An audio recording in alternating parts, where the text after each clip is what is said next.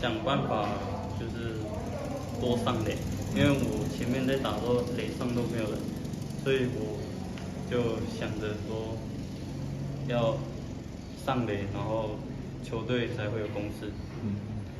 那今天第一次安打，第一个得分，第一个打点都达成了，对，有什么感想？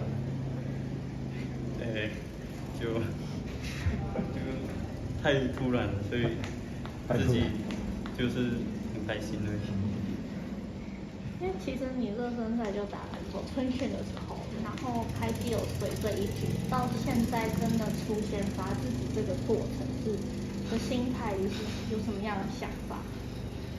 就是热身赛那时候比较紧张啊，开季好像过没几场就又回到二军的时候，我自己的想法是，要再更努力一点，就是至少我在二军表现好，然后也帮助球队建功的话，那上来一军的话是迟早的。就是如果我有上来，就是把握住那个机会。赛前就说是兴奋大于紧张，那今天这样整场比赛下来，你自己的感想是？一开始打完第一个打席的时候，那个情绪就慢慢回稳，然后所以后面也放得比较开，就是享受在比赛当中。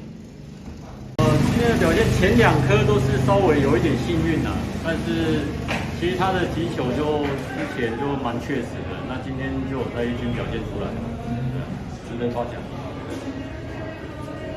因为他是从这个自主培训，然后达到就是今天是这个先发这样子，对于他的表现是不是其实觉得他进步的地方在哪里？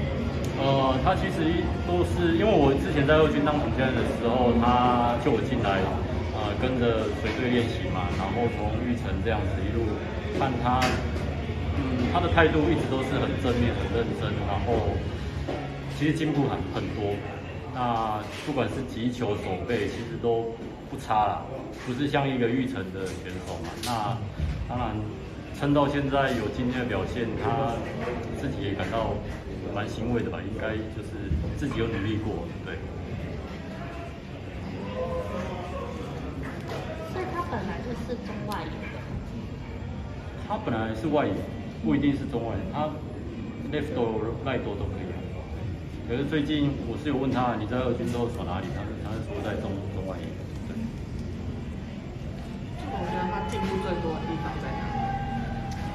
他的击球是很确实，比较确实，然后施打球比较没有那么多了。那也像今天最后一个豪进，他其实球没有那么简单可以打，他也是有办法去掌握那一颗变化球，然后挥棒的轨道也都。